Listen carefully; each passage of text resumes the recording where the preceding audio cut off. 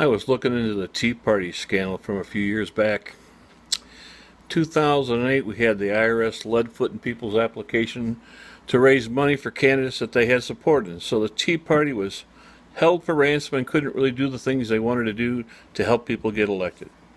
And that went on from 2008, 2009, 2010, 2011, and here we come up to the 2012 election, and it's still continuing. So we appoint a new head to the IRS. And what happens? He's on the job, and all the emails disappear. Even the computers, after they were told to preserve that information for Congress. There were subpoenas issues, but they disregarded it. The laws don't matter when it involves the Democrats. You know, it's kind of funny. Hillary thinks she's the same way. She's the head of the State Department. She's running around the world selling off U.S. assets to people who make donations to her foundation. And she converts that foundation money to family money by letting her daughter work at her foundation.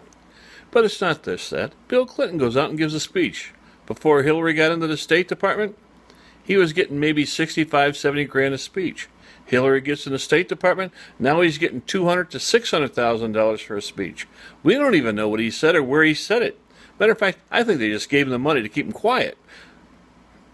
But the reality is, Hillary lied about all this, and when her records, she kept that server, by the way, because she could hide the records. So now the Congress issues a subpoena for all the records. So Hillary meets with her lawyers, her lawyer calls her buddy who's running the server, and everything disappears so nicely. BleachBit. How many of you knew that BleachBit was even available? Hillary's going to say she didn't know anything about it, and she didn't know anything about secrecy. She hit her head. She had a clot in her brain. Hillary Rodham Clinton is a trained American lawyer. She's not the fairy princess. She's not an idiot. She exploited our laws for her benefit. And now she wants to exploit us.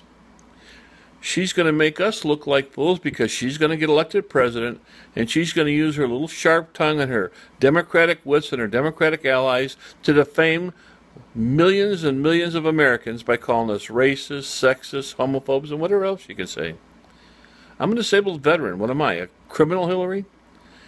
The VA almost killed me twice. That's why I'm supporting Mr. Trump. And I almost killed myself once because I was in so much pain I couldn't take it anymore. But that doesn't matter to you because you could care less. But you know what? I'm willing to bet. I don't want to bet on this one. But I think you'll find a way to investigate me and find a way to slow-mo my benefits or maybe even get them revoked for all I care. You know what? Go ahead. But the reality is, perjury is one of the highest crimes in this country. It's not a joke. Bill Clinton used perjury, and everybody said, oh, it's only sex. He was disbarred for his actions after everybody let him loose.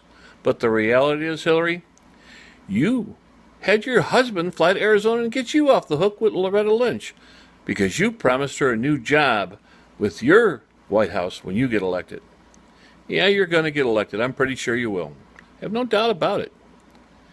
But it won't be the same country anymore. People won't pay their taxes. They won't support the government. They won't call the police when a crime is committed. We won't improve race relations because you want Americans to hate each other. And you've succeeded nicely at it. Your speech yesterday was very poignant. We're racists and homophobes because we support Mr. Trump. Hillary, you are a bankrupt and immoral person. I hope that you pray tonight for God's forgiveness, because if you don't start praying now, you are surely going to burn in hell.